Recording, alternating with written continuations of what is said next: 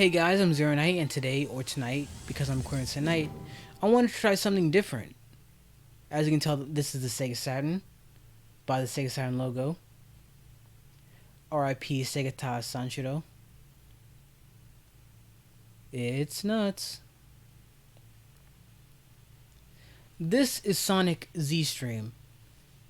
So what is Sonic Z-treme? Sonic Z-treme is a built from the ground up fan game tech demo by a guy named XL2 for the Sonic Amateur Gaming Expo from last year, or 2 years ago if you're watching this, in the first year of the second decade of the 21st century.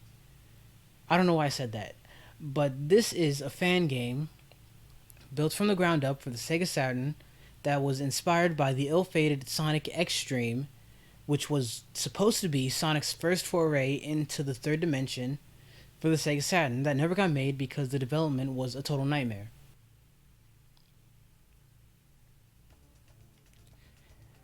Okay, so the first thing that jumps out to me about this game is the graphics. The graphics are very nice. I'm not sure if this Sonic is from Sonic R or Sonic World for Sonic Jam, or if it was made from the ground up, but if it was, it's very nice. He looks very nice. He's got full functionality, he's got a double jump, which is nice, but he can also spin dash. But I'm not going to be using that very often because it's almost like a death wish. But yeah, the graphics are really nice, especially for a fan game.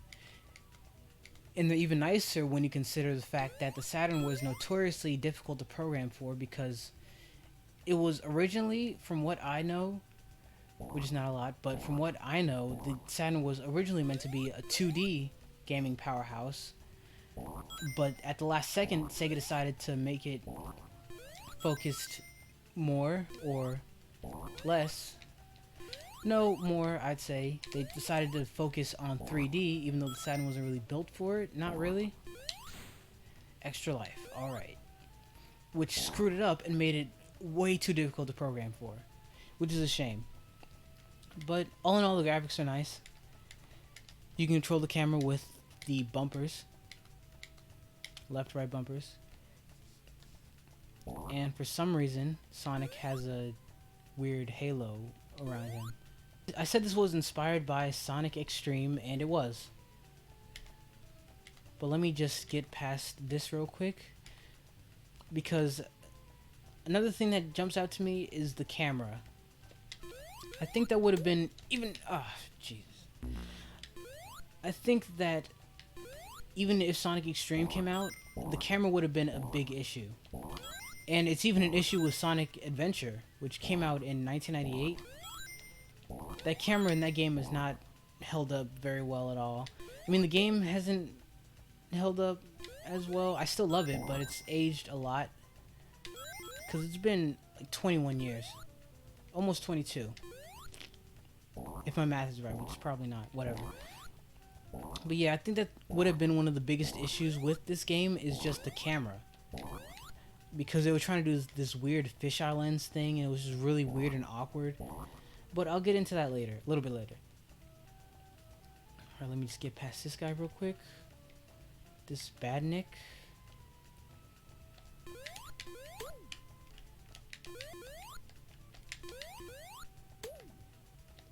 Yeah, alright. This stage was inspired by Jade Gully from the cancelled Sonic Xtreme. The main trick is trying not to fall off the stage, because you can fall off, and... Alright. So this is the next stage. I forget. It's inspired by an actual stage, again, from Sonic Xtreme. I forget what it was called. If I do figure it out, I'll put up the name on some slapped on lazy text right now. But yeah, this stage also looks really nice. So yeah, Sonic Xtreme. Sonic Xtreme started off life as a Sonic 32X game called Sonic Mars. That was more kind of a proof of concept of how you would pull off Sonic in 3D. That makes sense. Hopefully it does. But it was moved to the Dreamcast. It was moved to the Sega Saturn, where it became Sonic Xtreme. Now, what was interesting was that Sonic Xtreme was developed by the Sega Technical Institute, which was Sega's American gaming development studio that they had created a little bit before Sonic 1 came out, but after it was finished. And they are most well known for developing Kid Chameleon and Sonic the Hedgehog 2 and Sonic 3. Because, yeah, those games were made in America. They're American. Kind of, whatever. But, yeah, for some reason, Sega decided to give this game their mainline next generation Sonic game to a bunch of not the guys at Sonic Team who had created Sonic 2, Sonic 3, and all those games. Not even Yuji Naka's team over in Japan. I think he was over in Japan at this point. But a bunch of random Americans who had never developed a Sonic game before. And it went as well as you think it would have, especially for the Sega Saturn. It was a complete mess. There were multiple engines that were being used. They had trouble trying to figure out how they would go about making Sonic work in 3D. Alright, I'm lost. That's fine. I'll find my way.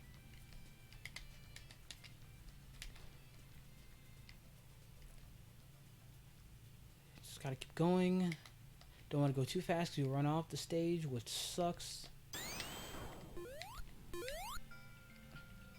But yeah, it was just a complete disaster. There were multiple engine changes during the entire development, and they didn't know what they really wanted to do. It was just a mess, a total mess. Even Yuji Naka, when he saw the game, just told them good luck. And obviously, it didn't work. And the game was soon canceled, and Sonic did not get a mainline Sonic game on the Sega Saturn, which is not only a shame, but kind of ridiculous. Like, you would think, I mean, sure, there was Sonic R and Sonic 3D Blast and Sonic Jam, and those games were fine. Fine, in giant quotation marks. No, Sonic Jam was pretty good. I don't know what I'm talking about. But they weren't, like, they weren't the main Sonic games. Like, they weren't continuations of Sonic 3 and Knuckles. Like, the people were expecting that, and the Saturn was already on thin ice already because the thing was, like, a joke. Like, it wasn't, I wouldn't say a joke. It had good games, but the entire, like, execution of its, like, launch and release was a complete disaster, thanks to Sega's internal infighting. No. Okay. I'm good.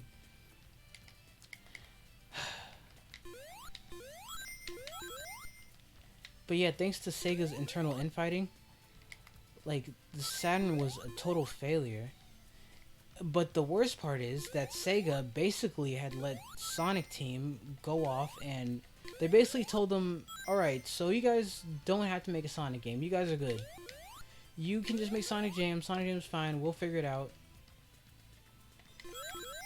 Go off and do whatever you want to. Alright, and they made Knights and Burning Rangers and those games, and those are some pretty good games, but they're not Sonic. Okay? And people were just itching for a new Sonic game, like Sonic Xtreme, that never came out, which obviously was Sega's fault. Like, there was no reason that they wouldn't have at least tried harder to... Jeez, that almost gave me a heart attack. Okay, there was no reason why Sega shouldn't have at least tried to get out something next gen for Sonic not Sonic Next Gen, not Sonic 06. That's a bad idea. But at least something. Because, like, even the special stages for Sonic 3D Blast are actually pretty cool looking, I think. But they didn't do anything. Like, there was just nothing. Which is absolutely ridiculous. Imagine if Nintendo, for the Nintendo 64, they were like, nah, we could release a Mario game in 3D, but we're just not gonna do that. We're good. Shigeru Miyamoto, you don't got to do that. You're good. You don't gotta do it. Do whatever you want. Like, do you realize how ridiculous that sounds? Like, imagine if there was no Mario 64. That'd be insane. Like, but that was the Saturn. Like, they were keeping all the awesome oh, crap. No, Sonic, no. They were keeping all the awesome games in Japan and releasing some of the awesome games, but in limited quantities in America. And there weren't the real killer app titles that there should have been. And that's why the Saturn failed. There was no Sonic game. And Sega did this themselves. It's their own fault. Like, there should have been Sonic Xtreme in some way, some shape or form for the Saturn. If not for release, then at least pretty close to, like, the holidays, or the holidays? I don't know why I say it like that. The holidays, or like Christmas time. Because that could have been the killer app that might have at least not saved the Saturn, because the Saturn was kind of screwed from the jump, but maybe kept it alive for a little bit longer.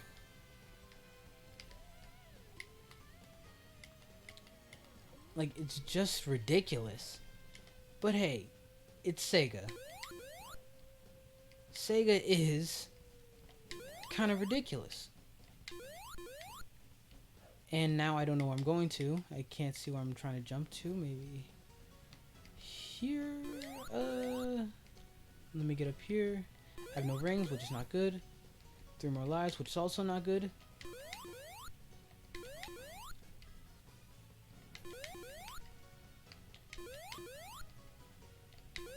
Oh, there it is. So another question I have to ask: Would Sonic Xtreme have been a good game? Would it have been good if it had come out somehow? That I'm not entirely sure of. I think if they had made a game kind of like Sonic Z-treme, then maybe it would have been well enough received. I don't know if it would have been successful or not, but Sonic would probably be in a very different place right now if it did come out.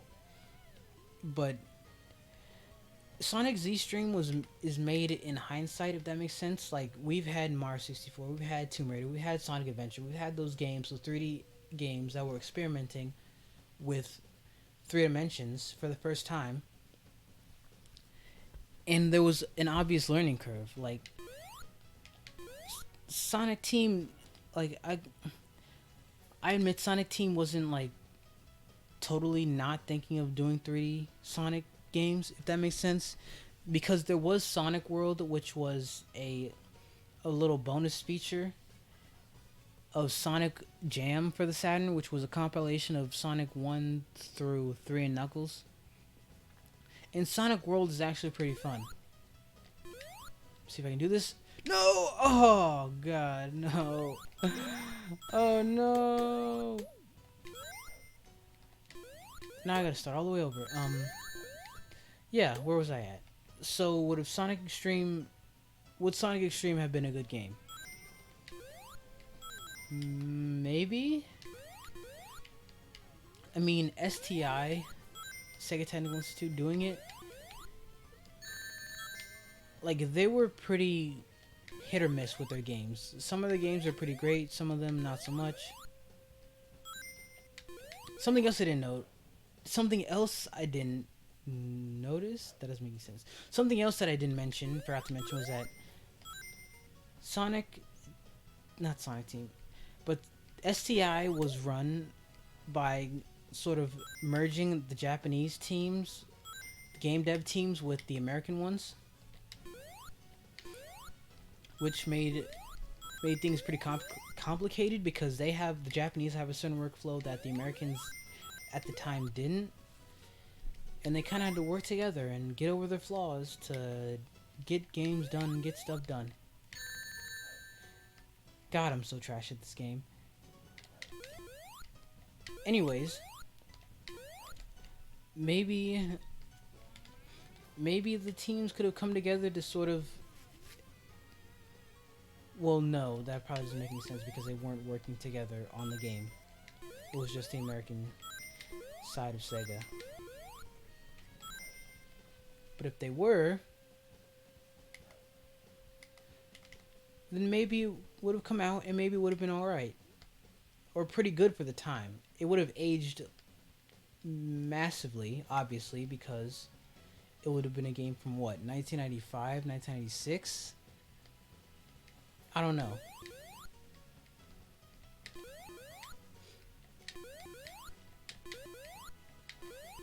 But I feel like Sonic would be in a very different position, a different place than he is right now, if it had come out and it had been successful. Sega would be in a totally different place.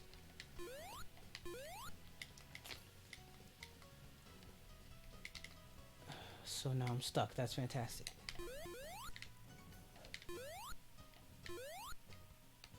Let's see if this is a bottomless pit. I wish I had a second analog stick for a camera, but oh well.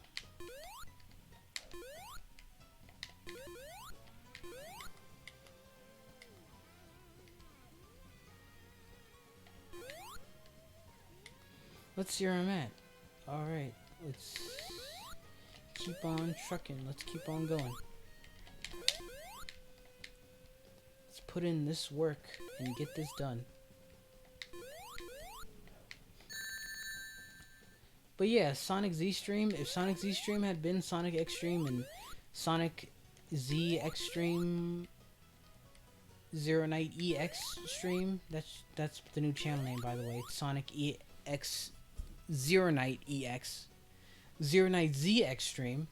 If Sonic Z-treme was Sonic Xtreme and it had come out, I think it would have been pretty interesting.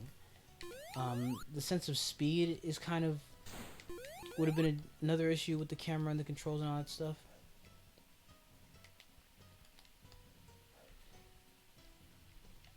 And that probably would have been the main thing people would have complained about, would have been probably the fact that there's not a huge sense of speed to this game, and you're always constantly trying to stay on the edge without falling off. But I think it would have done alright, at the very least. Especially with Sonic R and 3D Blast and all that. It would have made a pretty nice, like, sort of whole package. I like the good job. It's very nice. Good job, Sonic. And this is the last stage, Galaxy. I think this stage might have been inspired by one of the stages from Sonic Xtreme as well, but I'm not sure. If it is, I'll put it up right now.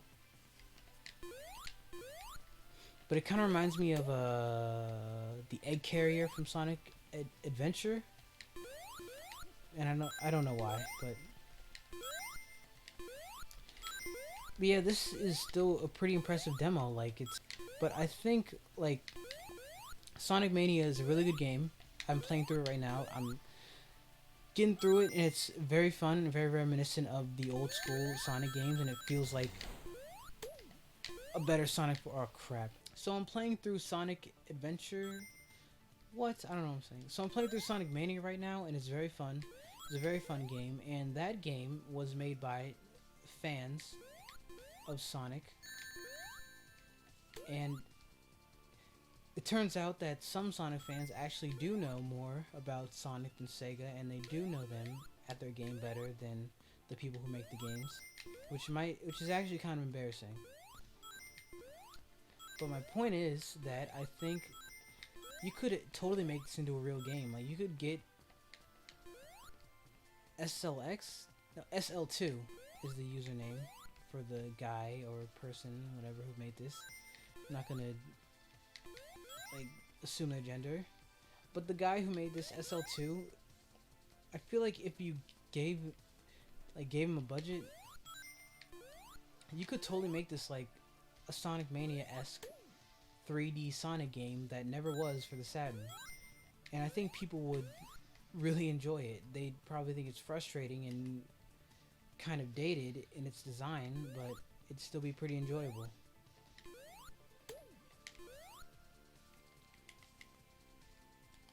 Like, couldn't you imagine that? Like, I don't know about you, but I think that'd be pretty cool if this were an actual that camera is killing me. Sonic Z-treme, it'd be a pretty cool game. So I don't know what you're doing, Sega. Sonic Forces, I haven't played it, but it doesn't look good, and I've heard mixed things. I've heard pretty bad things. So yeah, find this guy and have him make your next game for you. Your next nostalgic throwback Sonic game. All you have to do is really just tweak the sense of speed, make it more like more of that classic Sonic speed, and we'd be set. And that's about it for Sonic Z-treme. Again, this is a very interesting, really cool tech demo. And it makes me wish that Sonic Xtreme was made just to see what it would have been like. Because this is actually kind of fun. It's very sort of dated in its design philosophy, if that makes sense. But it gives us a very accurate sort of idea of what a Sonic game from that era, from the late 90s, in 3D would have been like, because it would have been archaic, because they were experimenting and they didn't know how to really make it work. But yeah, I am still glad that Sonic Adventure exists and all those games and stuff, but not Sonic Forces, because that game is kind of trash. And this is actually still, again, this is still pretty fun. And if you haven't played it, it's very easy to play. Just burn it on a disc, on a CD, and play it on your Saturn with an action replay, all that stuff. Or just emulate it like I am. And have a good time. Because it's short, but it's still very fun. And there's still a lot of stuff that I haven't done in this demo. And again, XL2... dude, you are amazing for this. Like, this Z-treme engine, I think it was called, is insane. But yeah, I know I'm kind of late on this. I know most people have sort of moved on, which is sad, but maybe one day Sega will get desperate enough to give this guy a bunch of money and say, please make a Sonic game. And he will. But yeah, other than that, thank you for sitting through my rambling, awkward playthrough of Sonic Z-treme. This is the first time I've ever done something like this. And hopefully you learned something. Hopefully you enjoyed it, because I did. And hopefully if you liked it, I can do more of these in the future, and they'll be better. I hope they're better. I want them to be better. So tell me in the comments below what you liked, what you didn't like. And this is Sonic Z-treme. I'm Zeronight. Thanks for watching. I'm gonna go to sleep. I'm out of here.